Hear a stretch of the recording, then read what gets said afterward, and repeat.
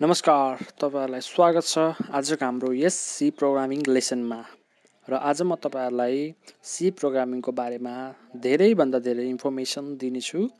र आजको हाम्रो यस भिडियो चाहिँ बेसिक लेभलको भिडियो रहनेछ र हामीले आज सी प्रोग्रामिङको बारेमा धेरै भन्दा धेरै कुरा गर्छौं र सी प्रोग्रामिङ के हो भन्ने कुरा सम्बन्धी पनि कुरा गर्छौं आज हामीले सी प्रोग्रामिङबाट कस्तो कस्तो काम गर्न सक्छौं कस्तो प्रोग्रामहरु हामीले क्रिएट गर्न सक्छौं भन्ने कुराहरु छन् आजको हाम्रो यस भिडियोमा र तपाईहरुलाई यो भिडियो चाहिँ पार्ट 1 को थ्रुबाट भनेको पार्ट 1 पार्ट 2 र पार्ट 3 यसैगरी हाम्रो युट्युब च्यानलमा आउने छ र आजको हाम्रो यस भिडियो चाहिँ पार्ट 1 बेसिक इन्ट्रोडक्सन सम्बन्धी रहनेछ र केही प्रोग्रामहरु आज म तपाईहरुलाई यहाँ गरेर देखाउने छु सो आउनुहोस् सुरु गरौं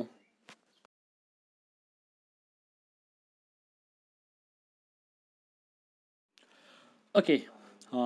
आज हामी सी प्रोग्रामिङ स्टार्ट गरौँ आजको यस लेसन र पहिलो कुरो सी प्रोग्रामिङ इन्ट्रोडक्सन है त सी प्रोग्रामिङ के हो त भन्ने कुरो सी प्रोग्रामिङ हामीले जनरली मिड लेभल ल्याङ्ग्वेज र हाई लेभल ल्याङ्ग्वेजको रूपमा चिन्दछौं यसलाई हामी हाई लेभल ल्याङ्ग्वेज पनि भन्छौं र मिड लेभल ल्याङ्ग्वेज पनि भन्छौं है अब यसलाई हामीले हाई लेभल किन भन्छौं भन्दाखेरि अब तपाईले पछि अहिले त बिगिनर हुनुहुन्छ र तपाईले मिड लेभल ल्याङ्ग्वेज लाग्छ र तपाई पछि गर्दै जाँदाखेरि यसको बेनिफिट्सहरु धेरै हुन्छन् र हामीले बुझ्न सक्छौं यो हाई लेभल ल्याङ्ग्वेज पनि हो भनेर है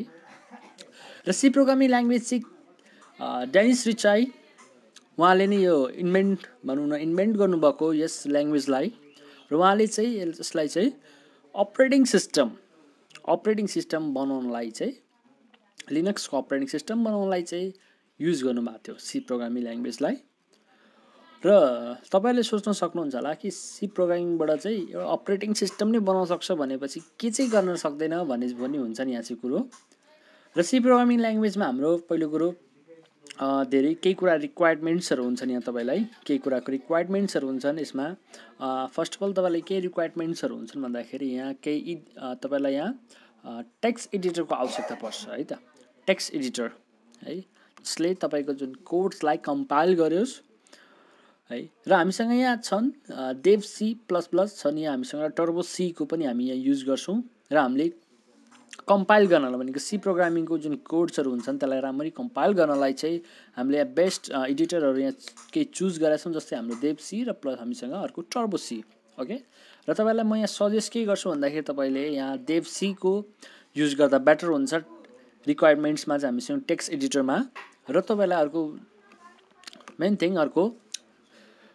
सी प्रोग्रामिङ लर्न गर्नमा चाहिँ एकदम धैर्यता हुनुपर्ने हुन्छ तपाईले धैर्यता छैन भने तपाईले छिटै भन्दा छिटै सिक्न सक्नुहुन्न किन भन्दाखेरि सी प्रोग्रामिङ गर्दाखेरि धेरैको धैर्यता राख्यो भने हामी बिस्तारै सिक्छौं है र पहिलो कुरो हाम्रो के छ भन्दाखेरि सी प्रोग्रामिङको लागि चाहिँ एकदम तपाईले धेरै भन्दा धेरै मेहनत गर्नुपर्ने हुन्छ हैन के कुराहरुमा त्यसको लागि चाहिँ मेहनत गर्न अति आवश्यक नै छ भनौं न एक किसिमले र आजको हाम्रो यस भिडियो सुरु गरौँ होला केही कुराहरुमा आज केही कोड्स बेसिक कोड्सहरुको बारेमा भन्छु बेसिक के छन् भन्ने गरी सी प्रोग्रामिङ कस्तो के गर्ने भन्ने कुराहरुमा र तपाईहरुले यस च्यानललाई सब्स्क्राइब गर्नुभएको छैन सब्स्क्राइब चाहिँ गर्नु होला अवश्य र अगाडि बढौं हामीले र पहिलो कुरा म यो डेभसी डाउनलोड गर्न अहिले केही सिकाइदिन्छु पहिलो कुरो डेभसी डाउनलोड गर्नलाई हामीले पहिलो कुरो क्रोममा जान्छौं तपाईले फायरफक्स पनि युज गर्न सक्नुहुन्छ मोजिला फायरफक्स हामी यहाँ के गर्छौं क्रोममा जान्छौं ओके यहाँ केही क्रोम ओपन हुन्छ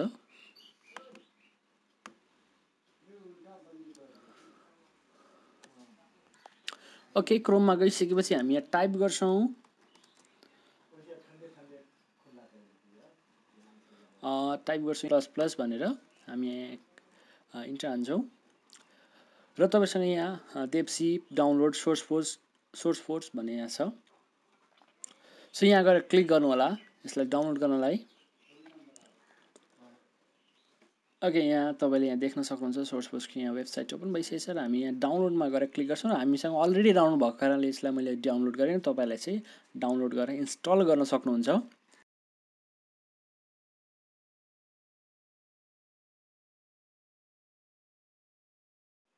ओके हामीसँग यहाँ डेभसी प्लस प्लस ओपन भइसकेछ र हामीले यहाँ केही प्रोजेक्ट यहाँ हामीले फाइल केही कोड्सहरु लेख्छौं बेसिक कोड्सहरु लेख्छौं सो यहाँ हामीले के गर्छौं फाइलमा गएर न्यूमा गएर हामीले एउटा सोर्स फाइल यहाँ हामी क्लिक गर्छौँ र अनटाइटल भनेर आइसकेको छ। त्योभन्दा अगाडि हामीले केही कोड्सहरू बेसिक कोड्सहरू बुझ्नुपर्ने हुन्छ। यसको लागि हामीले अघि फेरि यहाँ एमएस वर्डमा जान्छौँ र एमएस वर्डमा गइसकेपछि हामीले यहाँ के बेसिक कोड्स बुझ्छौँ भन्दाखेरि यसको हामीले बुझ्छौँ केही बेसिक कोड्सहरू यो बिना त हाम्रो केही प्रोग्रामै रन हुँदैन। र हामी के आजको हाम्रो यस प्रोग्राममा चाहिँ के गर्छौँ भन्दाखेरि नि तपाईँको नेमलाई हामी के गर्छौँ एउटा प्रोग्राम बनाएर त्यसलाई स्क्रिनमा भनौँ न एक किसिमले हामीले स्क्रिनमा सो गर्छौँ क्या है। यसको लागि हामीले पहिलो कुरो बेसिक कोड्सहरू के छन् भन्दाखेरि यहाँ बुझ्न सक्नुहुन्छ ह्यासट्याग इन्क्लुड स्टुडियो डट ह्याज र ह्यासट्याग इन्क्लुड कोनियो डट ह्याज र integer main bracket open close र कर्ली ब्राकेट ओपन र तल हामीले हेर्न सक्नुहुन्छ रिटर्न भनेर छ है र सेमिकलन र हामीसँग ब्राकेट क्लोज छ। ओके हाम्रो बेसिक कोड्सहरू हुन् है। यो बिना हामीले सिक प्रोग्रामिङ गर्नै सक्दैनौँ भनौँ न। बेसिक नै तपाईँलाई चाहिन्छ बेसिक यो चाहिँ के भन्दाखेरि हामीले चाहिन्छ यो बिना हामीले गर्न सक्दैनौँ है त। ओके र हामीले यहाँ पनि त्यही प्रोग्राम गर्नलाई त्यो हामीले यो कोड्स लेख्नै पर्ने हुन्छ होइन। यसको लागि अब हामी डेप्सीमा जान्छौँ। अब डेप्सीमा गइसकेपछि हामीले के गर्छौँ भन्दाखेरि तपाईँको नामलाई हामी के गर्छौँ यहाँ स्क्रिनमा सो गर्छौँ। ओके तपाईँको नामलाई हामी के गर्छौँ यहाँ स्क्रिनमा सो गर्छौँ है। र हामीले स्क्रिनमा सो गर्नुभन्दा अगाडि हामीले के गर्छौँ भन्दाखेरि केही हामीले टाइप गर्नुपर्ने हुन्छ केही। सो हामीले टाइप गर्छौँ hashtag include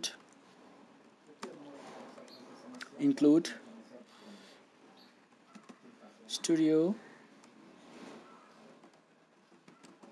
okay dot H है र हामी इन्टर गर्छौँ यहाँ अगेन टाइप गर्छौँ हामीले hashtag include conio dot H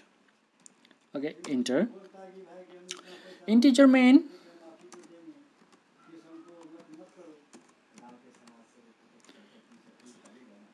र हामीले यहाँ के गर्छौँ ओपन ब्राकेट गर्छौँ ब्राकेट ओपन इन्टर र यहाँभित्र हामीले लेख्नुपर्ने हुन्छ र हामी यहाँ लेख्छौँ। र पहिलो कुरो तपाईँले यहाँ बेसिक कोर्समा के बुझ्न सक्नुहुन्छ कि हामी तल गएर रिटर्न पनि लेख्छौँ यहाँ रिटर्न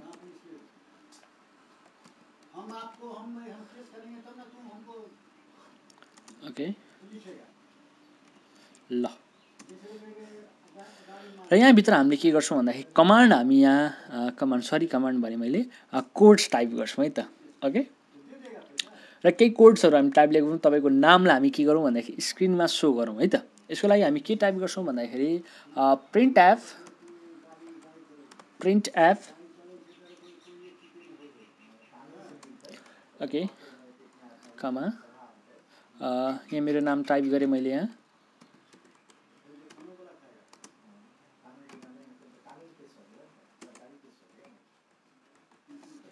ओके र हामी यहाँ के गर्छौँ यहाँ गएर रिटर्न 0 छँदैछ र हामी के गर्छौँ फाइललाई हामी एकपल्ट सेभ गरिहेर्छौँ हाम्रो नामलाई स्क्रिनमा सो गरौँ है त। सो एक्जिक्युटमा जानु होला कम्पाइल एन्ड रनमा जानु होला र पहिलो कुरा हामीले फाइललाई सेभ गर्नुपर्ने हुन्छ होइन। सो हामीले फाइललाई डेस्कटपमा यसलाई हामी सेभ गरौँ। यहाँ डेस्कटपमा मैले राइट क्लिक गरेर डेस्कटपमै सेभ गरिदिन्छु हामी मैले पार्ट 1 यहाँ मैले पार्ट 1 भनेर र डट सी चाहिँ दिन चिन्ह बिर्सिनु होला। यो चाहिँ डट सी भन्यो भने चाहिँ देवसीले यहाँ तपाईँलाई बुझ्छ कि सी प्रोग्रामको फाइल हो भनेर हामी यसलाई सेभ गर्छौँ। ओके एक्जिक्युट वेट गर्नु होला यहाँ हाम्रो भइरहेछ प्रोग्राम प्रोसेसिङ भइरहेछ।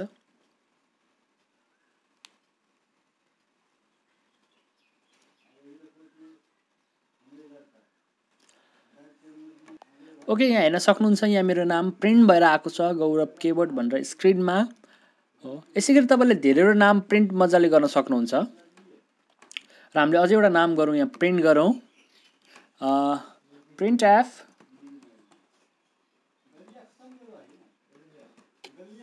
यहाँ मैले नाम टाइप गरेँ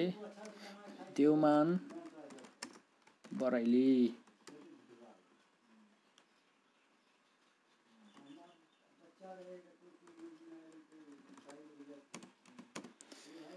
ओके यहाँ मैले उयो दिनु बिर्सेछु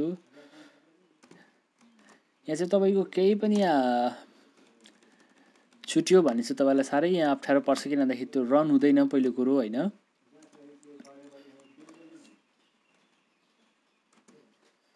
र हामीले यहाँ दिन्छौं ओके र लास्टमा सेमिकोलन ओके अब हामी यहाँ गएर एक्जिक्युटमा गएर कम्पाइल एन्ड रन गर्छौं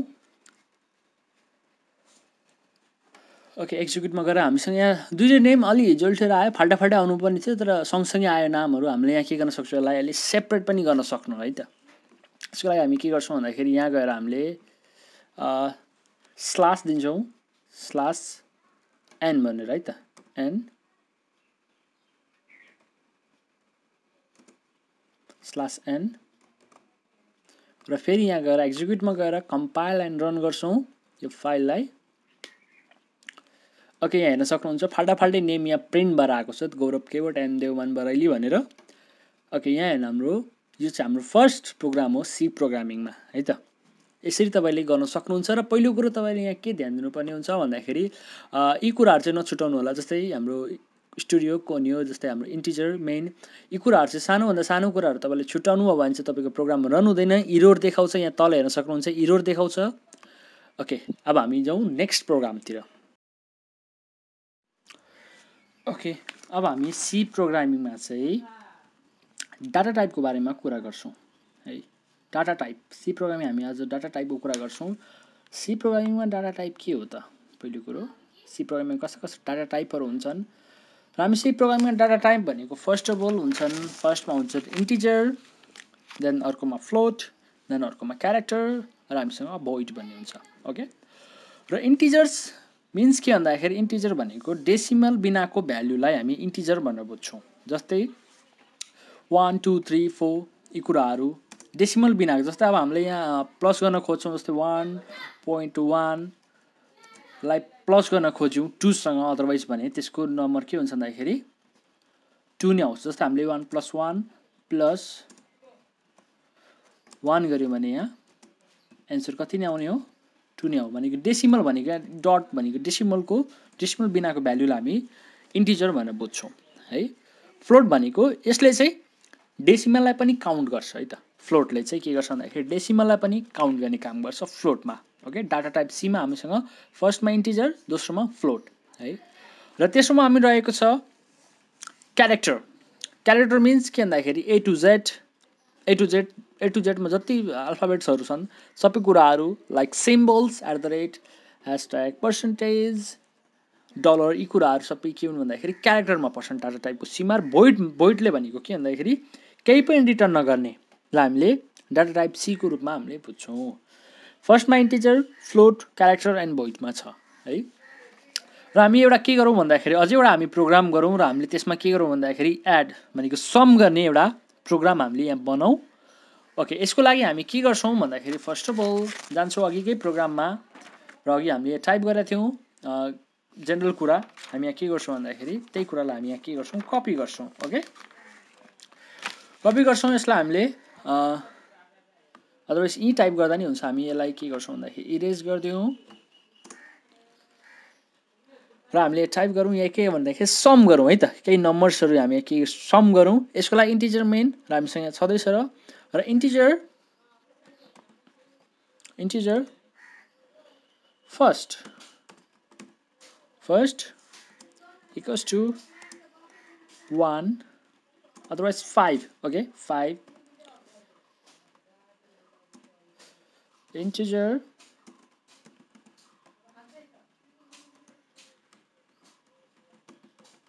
second equals to 56 ल 56 भइसक्यो यसलाई हामी यी दुईटालाई के गरौँ भन्दाखेरि सम भनेको एड गरौँ है त यसको लागि हामीले integer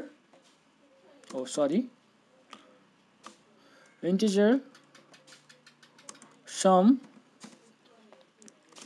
equals to first plus second है and enter printf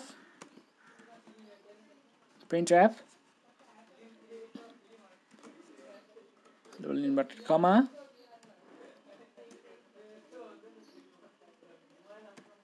the sum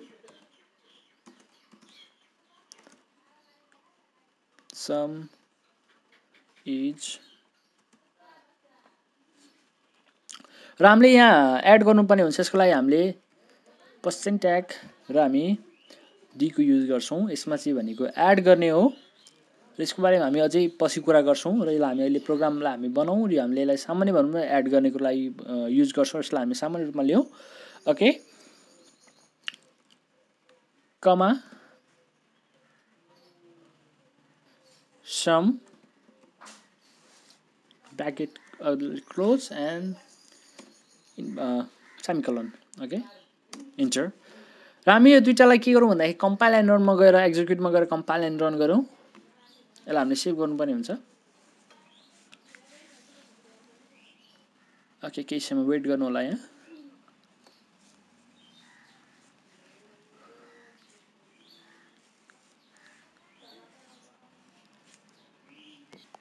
okay हाम्रो यहाँ आइसकेछ सम इज 61 भनेर आइसकेछ यहाँ हेर्न सक्नुहुन्छ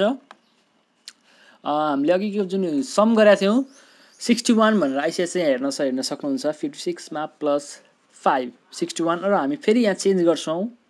केही नम्बर्सहरु हामी फेरि यहाँ चेन्ज गर्छौं जस्तै हामीले यहाँ राख्यौं 100 ओके र हामीले यहाँ राख्छौं 500 ओके र फाइल हामी फेरि एक्जिक्युटमा गएर कम्पाइल एन्ड रन गर्छौं 600 भनेर आइसकेछ र आजको यस भिडियो हाम्रो यति नै छ हाम्रो पार्ट 1 मा यति नै सिकौं है